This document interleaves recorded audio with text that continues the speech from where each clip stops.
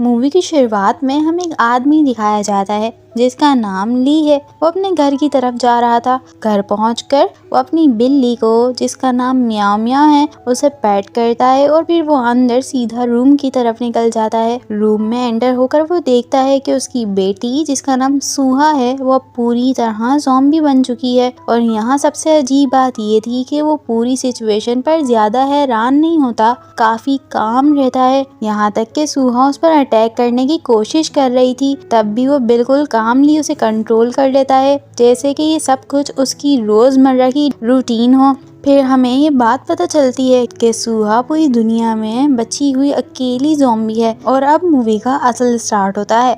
ली असल में एक जू कीपर है और वो एनिमल्स को ट्रेन भी करता है। अभी वो एक टाइगर को डांस के लिए ट्रेनिंग दे रहा है और साथ में इस पूरे प्रोसेस को अपने कैमरा में रिकॉर्ड भी कर रहा है। अब वो कैमरा को सेट करके टाइगर को कुछ डांस मूव दिखाता है, मगर ये क्लियर हो रहा था कि टाइगर को ये सब कुछ पसंद नहीं है और वो कुछ भी परफॉर्म नहीं करता। एम्बेरस होकर मिस्टर ली वीडियो को कट कर देते हैं। इसके बाद सीन शिफ्ट हो जाता है सुहा पर, जो कि एक स्टूडेंट थी और उसे के पॉप बहुत पसंद है। वो अपने स्कूल में होने वाले डांस कंपटीशन की प्रैक्टिस कर रही थी। मिस्टर ली उसे कुछ डांस मूव सिखाते हैं और दोनों मिलकर उन्हें प्रैक्टिस भी करते हैं, मगर सुहा को मिस्टर ली के डांस मूव्स पसंद नहीं आ रहे थे, इसलिए वो अपने डैड को कमरे से बाहर जाने का कहती है और प्रैक्टिस को अकेले ही कंटिन्यू करती है। इसके साथ हमें उनकी बिल्ली म्याऊ म्याऊ दिखाई जाती है, जो टीवी के सामने बैठी थी और टीवी देख रही थी। तभी उसका चैनल न्यूज पर शिफ्ट हो जाता है और हेडलाइंस शुरू हो जाती हैं। ज़ॉम्बी वायरस और आउटब्रेक की ब्रेकिंग न्यूज चल रही होती है कि सारी गलियां, सारे स्ट्रीट्स, ज्यादातर लोग ज़ॉम्बी बन चुके हैं और एक दूसरे पर अटैक कर रहे हैं। अभी तक ये वायरस क्यों फैला, इसके बारे में किसी को कुछ भी नहीं पता है। और फिर यहीं पर सीन कट हो जाता है मिस्टर ली और सुहा पर, जो कि मिलकर सुहा की 15th बर्थडे सेलिब्रेट कर रहे थे। म्याऊ म्याऊ इस पूरी सेलिब्रेशन में बिल्कुल अनइंटरेस्टेड बैठी थी, क्योंकि टेबल पर कोई फिश जो नहीं थी। कुछ देर बाद उनकी ग्रैंडमा भी उनको साथ में ज्वाइन कर लेती हैं वीडियो कॉल पर। वो किसी गाँव में अपनी फ्रेंड्स के साथ पिकनिक मना रही थी और फिर विश करने के बाद वो वीडियो कॉल को एंड कर देती हैं। और फिर मिस्टर ली अपनी बेटी से ये कहते हैं कि वो गिफ्ट मांगे, मगर सुहा को ये लग रहा था कि मिस्टर ली ने इस बार भी उसे अम्यूजमेंट पार्क की टिकट गिफ्ट की होगी। ये सब सुहा खुद ही पॉइंट आउट करती है। मिस्टर ली कहते हैं कि वो तो उसकी फेवरेट जगह थी और वहीं के चूरों से बहुत ज्यादा पसंद है, इसी वजह से मिस्टर ली ने उसे उस अम्यूजमेंट पार्क की टिकट गिफ्ट की थी। मगर सुहा का ये कहना होता है कि अब उसकी चॉइस बदल रही है। मिस्टर ली उसे बताते हैं कि असली गिफ्ट तो सोफा के नीचे रखा हुआ है। जब सुहा जाकर गिफ्ट देखती है और खोलती है, उसे पता चलता है कि वो तो हेडफोन्स हैं, जिन्हें देखकर वो खुश हो जाती है। और फिर उसे बाहर से बहस करने की आवाज आ रही थी। सुहा अपने फादर को वहीं बुलाती है और पता चलता है कि उनके नेबर्स आपस में लड़ रहे हैं, मगर दोनों को ये लड़ाई थोड़ी अजीब सी लग रही थी।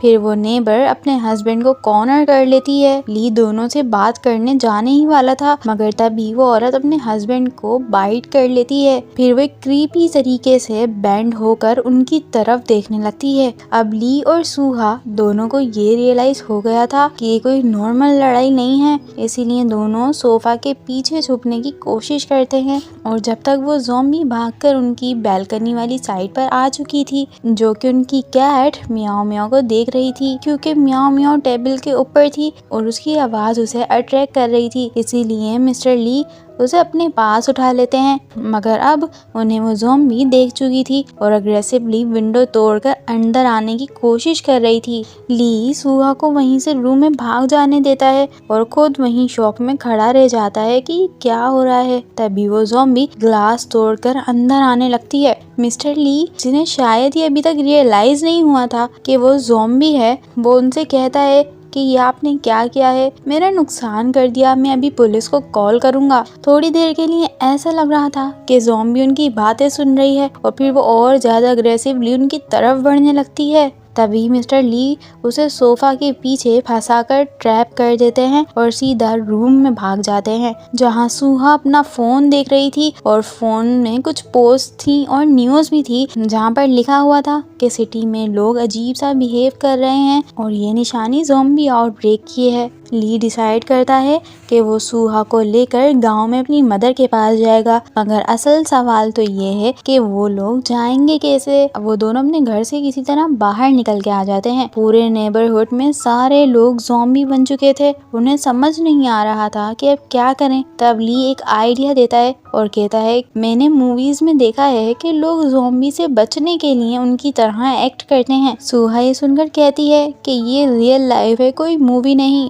मुझे ऐसा करने में शर्म आ रही है और मैं बिल्कुल नहीं करने वाली। लेकिन तभी ज़ॉम्बीज उन दोनों को देख लेते हैं और अटैक करने के लिए आगे बढ़ते हैं। शॉकिंगली सूहा ही पहले एक्टिंग स्टार्ट कर देती है और फिर मिस्टर ली भी। लेकिन ये एक्ट ज्यादा देर काम नहीं आता और सारे ज़ॉम्बीज उनकी तरफ आने लगते हैं। इसीलिए वो वहीं से भागना शुरू कर देते हैं। भागते हुए सूहा गिर जाती है और फिर उस पर एक ज़ॉम्बी ग्रैनी अटैक करने के लिए आगे बढ़ती है, मगर ली बीच में आ जाता है और वो ज़ॉम्बी उसे बाइट कर लेती है। उसे लग रहा था कि अब उसका काम खत्म, लेकिन उसी वक्त उसी ग्रैनी ज़ॉम्बी के प्रोस्थेटिक टीथ बाहर आ जाते हैं। ये फेक थे और वो लोग उसे धक्का देकर वहां से भाग जाते हैं। ली डिसाइड करता है कि वो पार्किंग में अकेला कार लेने जाएगा, जबकि सूहा को वो छुपने के लिए कहता है। थोड़ी देर बाद ज़ॉम्बी से बचते हुए वो कार लेकर वापस आता है और दोनों वहां से फाइनली निकल जाते हैं। रास्ते में सूहा काफी खामोश थी, जिसको देखकर ली उसे पूछता है कि क्या हुआ है, मगर वो अपने स्लीव्स को पकड़कर बैठी थी। ली को शक हो रहा था, इसलिए वो बार बार उससे पूछता है और स्लीव को उठाकर देखता है तो उसे बाइट मार्क नजर आता है। पूछने पर पता चलता है कि जब सूहा वॉल के पीछे छुपी हुई थी, तब अचानक एक बेबी ज़ॉम्बी आया और उसे काट कर चला गया। सूहा कुछ भी नहीं कर पाई और अब सूहा सोचने लगती है कि क्या वो भी ज़ॉम्बी बन जाएगी और लोग उसे मार देंगे।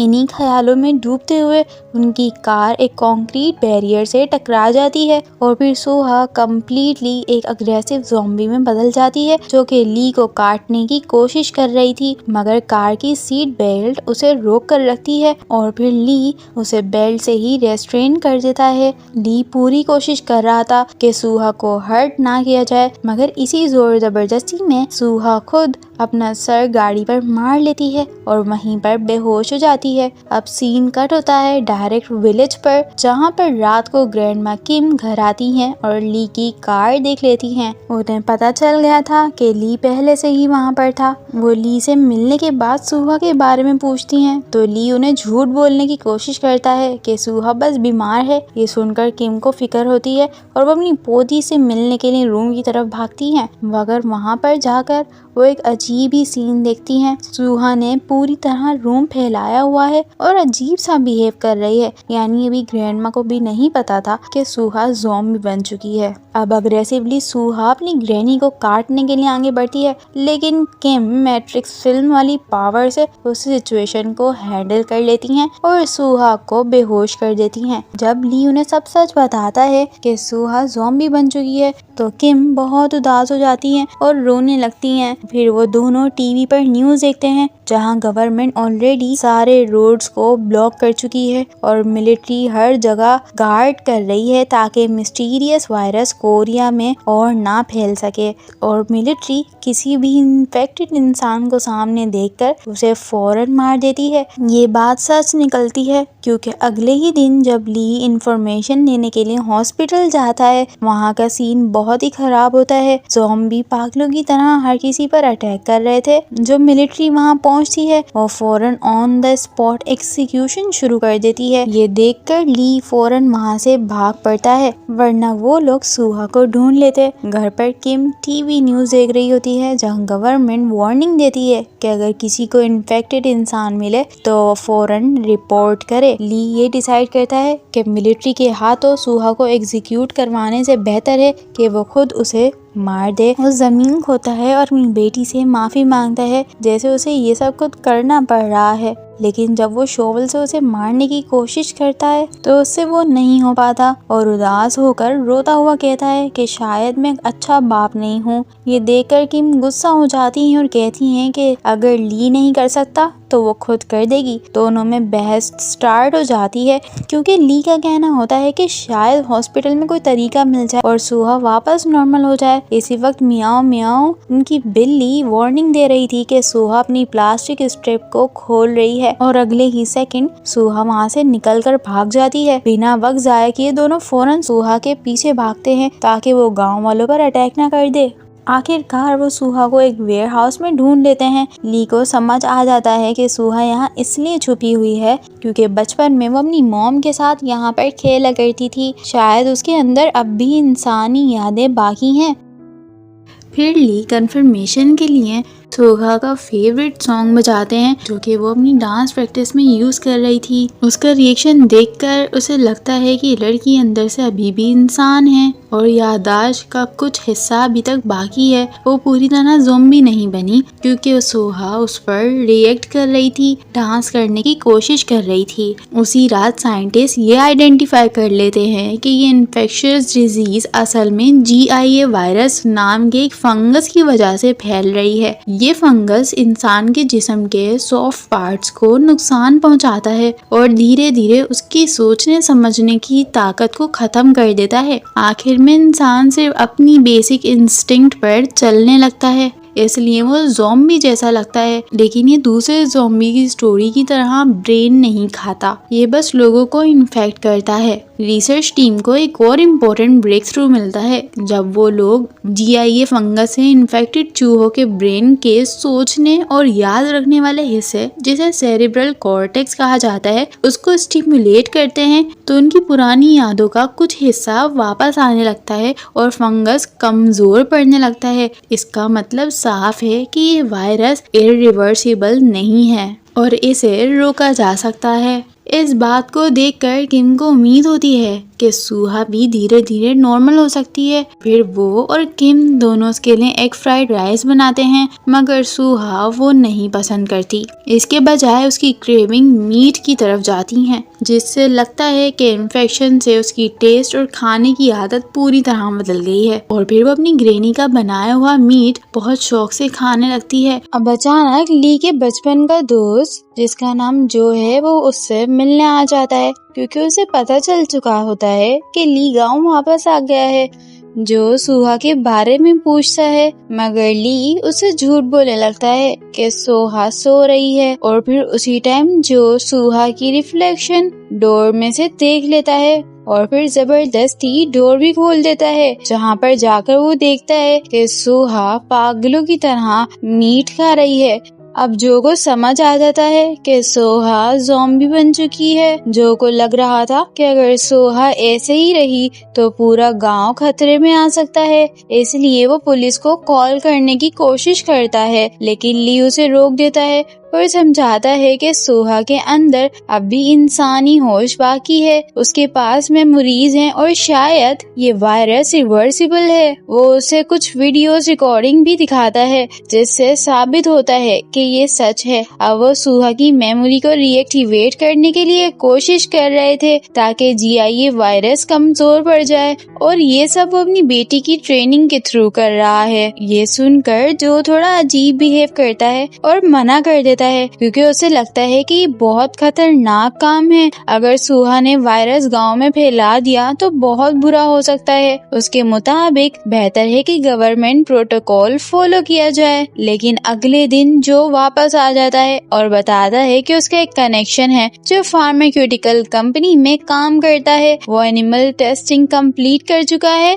और अब वो इमरजेंसी यूज ऑथराइजेशन के लिए अप्लाई कर रहे हैं। जो ये भी कहता है कि जब तक ट्रीटमेंट ड्रग रेडी नहीं हो जाती वो सुहा की ट्रेनिंग में मदद करेगा। ट्रेनिंग के लिए वो सुहा को एक ऐसे आइलैंड पर ले जाते हैं जहाँ कोई रहने वाला नहीं होता। पहले का टेस्ट होता है नो बाइटिंग। ये सीन काफी फनी था क्योंकि सुहा जो के पीछे पड़ जाती है और उसे काटने के लिए दौड़ने लगती है जैसे वो उसे मीट समझ रही हो। अगली एक्सरसाइज में ली सुहा को ब्लिंक करने का ऑर्डर देता है। मियाओ मियाओ जो उनकी बिल्ली है वो ये काम बिल्कुल आसानी से कर लेती है। मगर सुहा को काफी मुश्किल होती है। और फिर विसल वाली एक्सरसाइज होती है जिसमें विसल बजाई जाती है, जो कि ये सिग्नल है सुहा को अपना अटैक रोक देना है। दिन गुजरते जाते हैं और वो लोग थके बगैर रेगुलर ट्रेनिंग करते रहते हैं और सुहा में अच्छी प्रोग्रेस नजर आने लगती है। और दूसरी तरफ ली हर ट्रेनिंग डे पर उनकी डेट मेंशन करते हुए नोट्स बनाता है। इसी दौरान गवर्नमेंट नए इन्फेक्शन की तादाद कम करने में कामयाब हो जाती है और अनाउंस कर देती है कि किसी भी इन्फेक्टेड इंसान की रिपोर्ट करोगे तो उसे 100 मिलियन वॉन की प्राइज दी जाएगी। इस नोटिफिकेशन के आए हुए भी काफी दिन गुजर जाते हैं और वो अपनी ट्रेनिंग को कंटिन्यू रखते हैं ताकि सुहा वापस से नॉर्मल इंसान बन सके। जब तक ट्रीटमेंट ड्रग कंप्लीट नहीं हो जाती, वक्त गुजरता रहता है और सुहा इतना समझने लगती है कि क्या करना है और क्या नहीं। ली उसे सिंपल सेंटेंसेस भी सिखाने की कोशिश करता है, जैसे कि डैड को बुलाओ, मगर ये इतनी आसान नहीं थी। इसमें काफी वक्त लग रहा था। जबकि म्याऊ म्याऊ इरिटेट होकर खुद से शो ऑफ करके डैड कह देती है। किम ली को ये आइडिया देती है कि वो सिटी जाकर सुहा के लिए कुछ मेकअप ले आए ताकि उसके फेस पर जो वीन्स आई हुई हैं उन्हें छुपाया जा सके और वो और ज्यादा नॉर्मल लगे। लेकिन रास्ते में ली की बचपन की दोस्त, जो उसकी पहली क्रश थी जिसका नाम है शिन, के छुपने के बावजूद उसे देख लेती है। शिन को उम्मीद नहीं होती कि ली गाँव वापस आ गया है। शिन अब योंगबोंग मिडिल स्कूल में टीचर बन चुकी होती है, तो दोनों का मिलना किसी रीयूनियन जैसा लगता है। ली उसे बताता है कि वो अब किम और अपनी बेटी के साथ रहता है। ये सुनकर शिन हैरान हो जाती है कि ली शादीशुदा है और वो सुहा से मिलने के लिए एक्साइटेड हो जाती है, मगर ली बहाना करके उसे टालने की कोशिश करता रहता है और कहता है कि उसे गाड़ी से उतरकर पैदल ही घर जाना है। बार बार जिद करने के बाद शिन मान जाती है और उसे ड्रॉप कर देती है और फिर इसके बाद वो पैदल ही घर पर जाता है। पता चलता है कि ली शिन को पहले पसंद करता था, जो उन्हें जानबूझकर शिन को बुलाया होता है क्योंकि बचपन में ये तीनों अच्छे दोस्त हुआ करते थे। शिन को जो उसे पता चलता है कि ली इसलिए गाँव वापस आया है क्योंकि उसे जॉब से निकाल दिया गया है। जब सुहा को ब्रेन ट्रीटमेंट मिल रहा होता है तो शिन ऑफर करती है कि सुहा उसके स्कूल में एडमिशन ले ले, मगर ली मना कर देता है और झूठ बोलता है कि सुहा इस वक्त होम स्कूलिंग कर रही है। फिर न्यूज आती है कि ज़ोंबी वायरस की आउटब्रेक खत्म हो गई है और फिर अचानक एक सेंटेंस ड्रॉप कर देती है कि उसे ज़ोंबी से बहुत नफरत है क्योंकि जब उसका फियांसे इन्फेक्टेड हुआ था तो उसने अपने प्यार को ही अपने हाथों से मार दिया था और वो नहीं चाहती कि किसी और के साथ ऐसा हो। ये सुनकर ली घर वापस चला जाता है क्योंकि उसे डर लग रहा था कि शिन को सुहा के बारे में पता चला तो वो उसे भी नहीं छोड़ने वाली। इसी दौरान सुहा टीवी पर चलने वाले कॉस्प्ले फेस्टिवल को ध्यान से बैठकर देख रही थी, जैसे कि उसे उसमें बहुत ज्यादा इंटरेस्ट फील हो रहा हो जो ऑसलैंड में होने वाला था।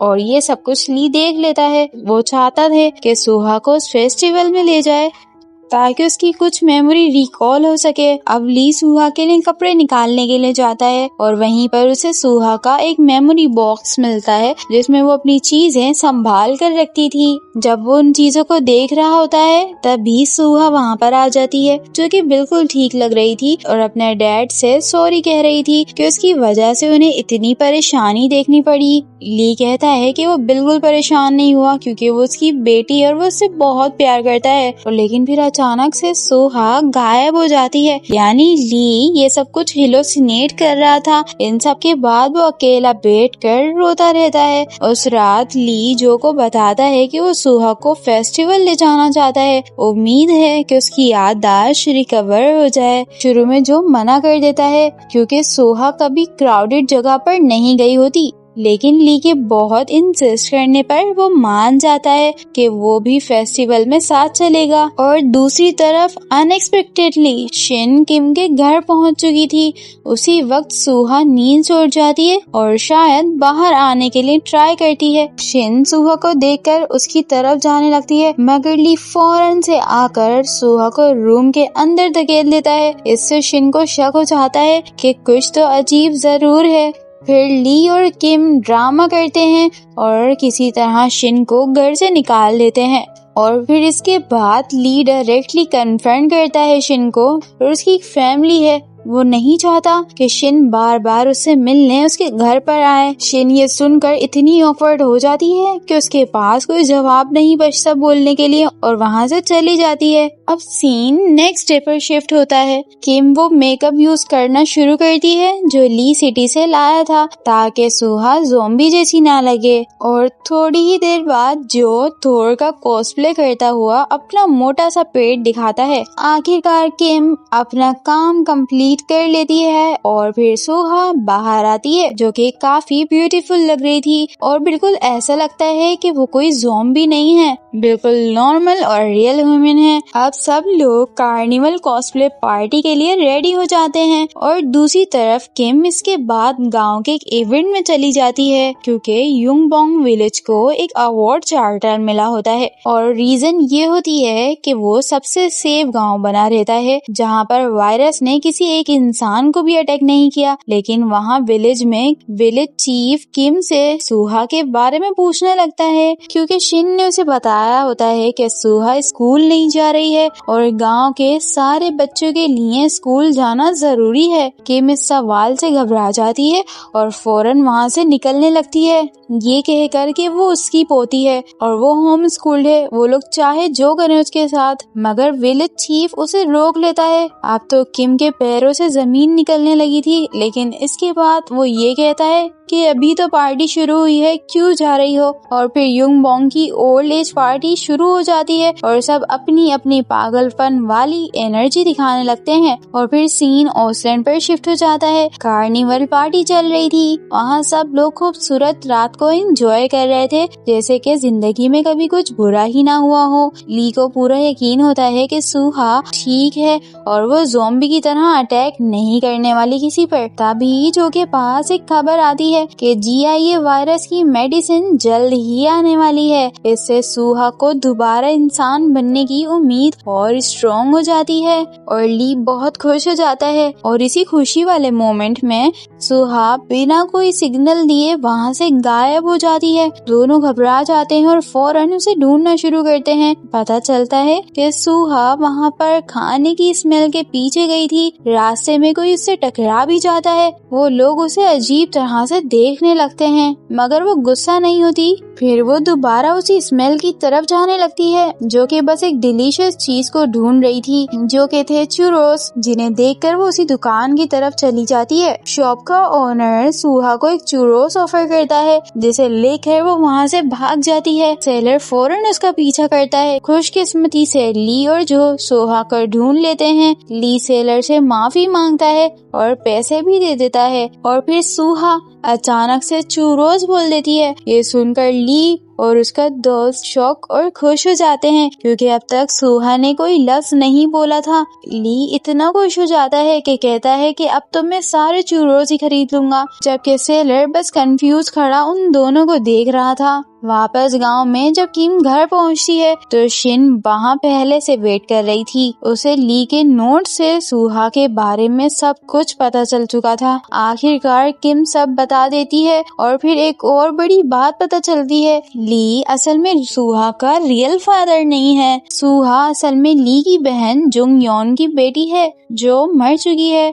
जब सुहा छोटी थी उस वक्त जुंग योन अक्सर अपने हस्बैंड से पैसों की वजह से झगड़ा करती थी, क्योंकि उसके हस्बैंड जबरदस्ती वो पैसे घर से चुरा लिया करते थे, या तो फिर अपनी ड्रग्स के लिए उससे जबरदस्ती ले लेते थे। और फिर जुंग योन किम के घर वापस आ जाती है। उसी वक्त से ली छोटी सुहा के साथ ज्यादा टाइम स्पेंड करता था। फिर एक दिन जोंग योन एक्सीडेंट में मारी जाती है। ली बहुत उदास हो गया था और उसी दिन के बाद से वो सुहा को संभालने लगा, जबकि सुहा का रियल डैड जुंगयोन की इंश्योरेंस मनी लेकर वहाँ से भाग जाता है और अपनी नई फैमिली भी शुरू कर लेता है। अब दोबारा से सीन जब प्रेजेंट में आता है तो ली, सुहा और जो घर आ जाते हैं। जब वो लोग घर वापस आते हैं तो शिन सवाल जवाब की बॉम्बार्डिंग कर देती है और सुहा पर अटैक करने की कोशिश भी करती है, क्योंकि उसे अब भी यकीन होता है कि लड़की बहुत खतरनाक है। ऑफ कोर्स ली फौरन सुहा को प्रोटेक्ट करता है और उसे काम करता है क्योंकि सुहा भी अट्रैक्ट करने वाली थी। ये देखकर शिन हैरान हो जाती है क्योंकि सुहा ली की बात को समझ रही थी। फिर वो एक डील करते हैं कि अगर सुहा सेफ और सोच समझ सकती है तो फिर उसे स्कूल जाना तो जरूर पड़ेगा ताकि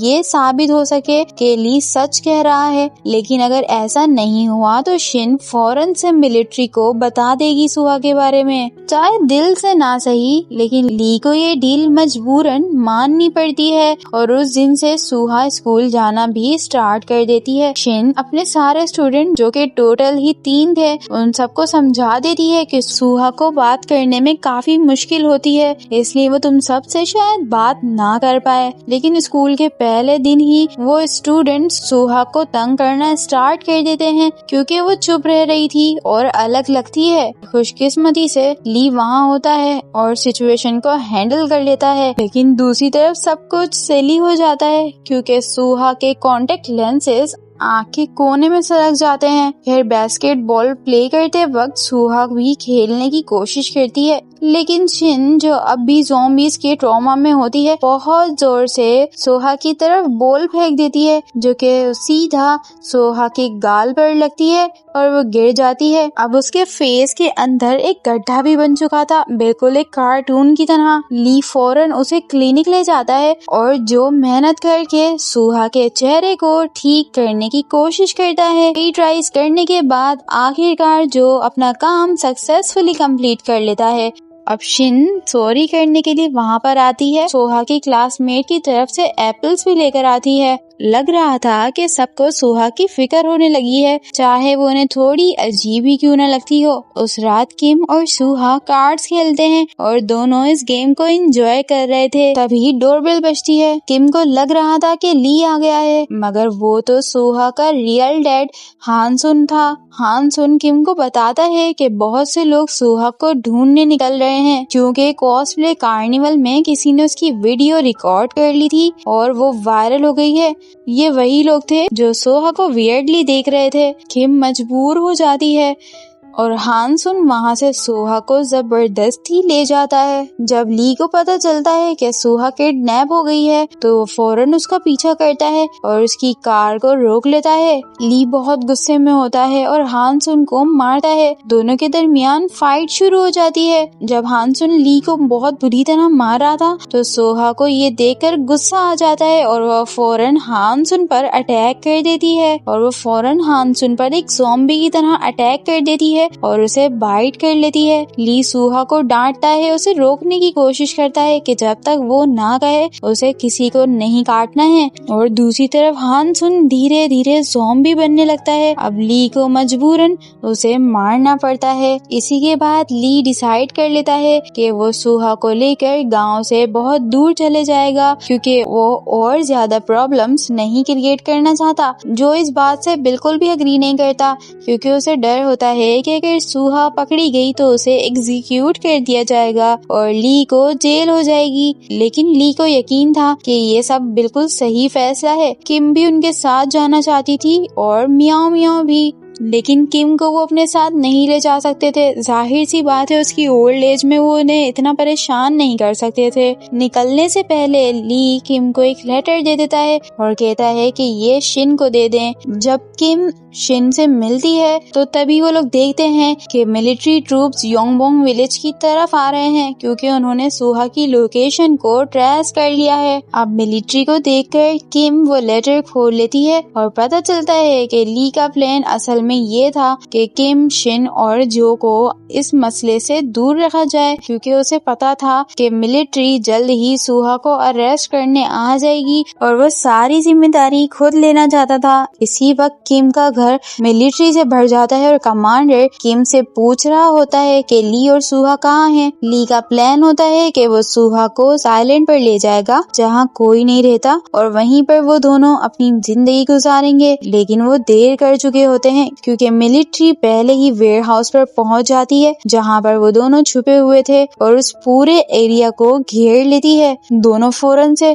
उस वेयर हाउस को लॉक कर लेते हैं और अब मिलिट्री निगोशिएशन स्टार्ट करती है। ली सब कुछ एक्सप्लेन कर चुका था कि सोहा अंदर से इंसान है, उसके अंदर यादें हैं और वो बिल्कुल भी खतरनाक नहीं है, वो उन सब में से किसी को भी नहीं बाइट करेगी। ली मिलिट्री से भीख मांगता है कि उसकी बेटी को मत मारें, मगर वो लोग उसकी बात नहीं सुनते। ये देखकर ली समझ जाता है कि अब कोई रास्ता नहीं बचा और फिर इसके बाद वो सोहा से माफी मांगता है कि शायद वो उसे अब और प्रोटेक्ट नहीं कर पाएगा। फिर वो उसे एक आखिरी टास्क देता है कि वो उसे बाइट कर ले। ऑफ कोर्स सोहा इस बात को रिफ्यूज करती है, लेकिन ली समझाता है कि शायद सिर्फ यही तरीका है कि वो दोनों आफ्टर लाइफ में साथ रहेंगे और फिर सोहा ली को बाइट कर लेती है। आखिरकार मिलिट्री जबरदस्ती अंदर घुस जाती है और फिर दोबारा कुछ वार्निंग देने के बाद वो लोग सोहा पर फायर शुरू कर देते हैं। ली बीच में आकर सोहा को बचा लेता है, जिसकी वजह से सारी बुलेट ली को लग जाती हैं। साइड बाय साइड वो धीरे धीरे ज़ॉम्बी भी बन रहा था, मगर सोहा एक टाइम रिएक्शन देती है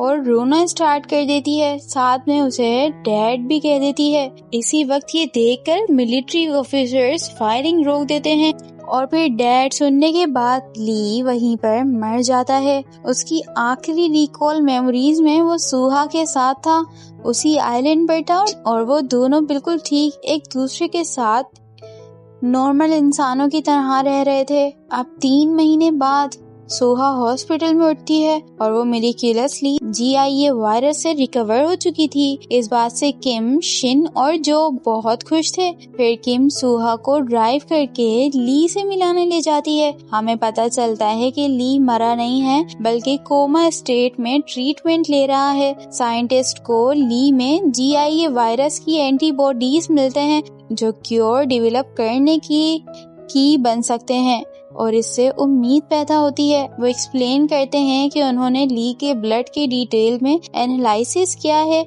और न्यूट्रलाइजिंग एंटीबॉडीज आइडेंटिफाई कर ली हैं। फ्लैशबैक से बात पता चलती है कि ट्रेनिंग पीरियड में सोहा ने ली को बहुत बार हल्की बाइट्स की थी और इसी वक्त से ली में एंटीबॉडीज बनना स्टार्ट हो गई थी। इसका मतलब ये था कि आहिस्ता आहिस्ता ली अपनी बॉडी को इन्फेक्शन से खुद क्योर कर रहा था, जो सोहा के काटने के बाद और स्ट्रॉन्ग हो गया। अब किम सोहा को वो नोटबुक देती है जो ली ने ट्रेनिंग के वक्त बनाई थी। उसमें सोहा की म्याऊ म्याऊ बिल्ली के साथ खेलने, ग्रैंडमा के साथ वक्त स्पेंड करने और यहाँ तक कि चीजें काटना सब कुछ रिकॉर्ड था। नोटबुक के एंड में ली ने लिखा होता है कि चाहे सोहा क्योर हो या ना हो, वो हमेशा मेरी बेटी रहेगी और हम हमेशा खुश रहेंगे।